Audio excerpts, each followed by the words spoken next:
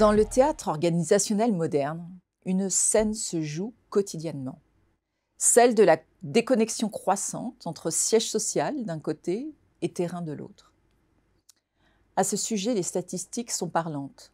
À peine 16% des collaborateurs sur le terrain estiment avoir voix au chapitre, tandis que 13% seulement se sentent en phase avec leur siège social. Cette déconnexion n'est pas anodine. Elle est symptomatique d'un dysfonctionnement systémique. Avez-vous déjà entendu ces phrases ? Au siège, ils ne comprennent rien à nos urgences. Ou le terrain, ils ne voient pas plus loin que le bout de leur nez.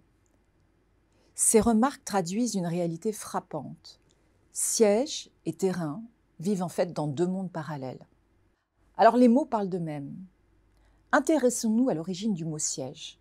Le mot siège est dérivé du latin sedere, qui signifie être assis.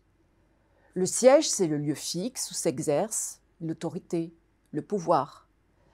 Le lieu où les décisions administratives sont prises, comme Rome était le siège de l'Empire romain. Mais ce concept du siège, statique par nature, contraste fortement avec la mobilité du terrain. Au sens figuré, le terrain représente non seulement les activités concrètes, mais aussi le lieu des opérations, à l'image des champs de bataille.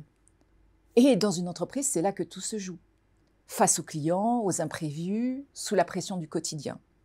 Alors au cœur du problème, on trouve une divergence dans la perception du temps qu'ont le siège et le terrain. Le siège, il vit dans une temporalité stratégique qui est différente de celle du terrain. Il jongle avec des horizons en années, en mois, pendant que le terrain affronte l'immédiateté des défis quotidiens. Cette dissonance temporelle crée un fossé qui en fait s'élargit à mesure que les procédures s'alourdissent et que les décisions remontent inexorablement vers les plus hautes sphères. L'image d'Épinal d'une entreprise où le siège définit harmonieusement la stratégie, pendant que le terrain l'exécute docilement, tout cela relève du mythe managérial. Parce que la réalité est plus complexe. Les stratégies élaborées dans les tours de verre se heurtent régulièrement à l'imprévisibilité du réel, tandis que les équipes terrain s'épuisent à faire remonter les situations particulières, dans un labyrinthe décisionnel, disons-le, kafkaïen. Mais le plus paradoxal dans cette situation est peut-être notre vision déformée de la progression de carrière. L'expression « monter au siège », cette expression trahit bien un biais culturel tenace. Monter au siège. Est-ce qu'il n'est pas temps de renverser cette perspective ?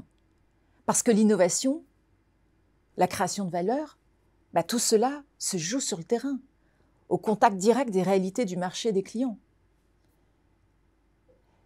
Les entreprises les plus innovantes l'ont compris. Leur ADN ne réside pas dans leur siège social, mais dans leur centre de recherche et dans leurs filiales pionnières. Il est temps de repenser notre conception de la montée en grade. La vraie progression ne serait-elle pas horizontale, vers plus d'impact sur le business ? Pour réinventer nos organisations, commençons par valoriser différemment les parcours professionnels. Faisons du terrain non pas un tremplin vers le siège, mais une destination désirable en soi. Car c'est là, sur le terrain, dans la confrontation directe avec les réalités du marché, que se forge une expertise précieuse et que se développent les compétences déterminantes pour l'avenir de nos entreprises. La vraie disruption managériale ne serait-elle pas finalement de considérer que descendre sur le terrain, c'est bien la plus belle des promotions ?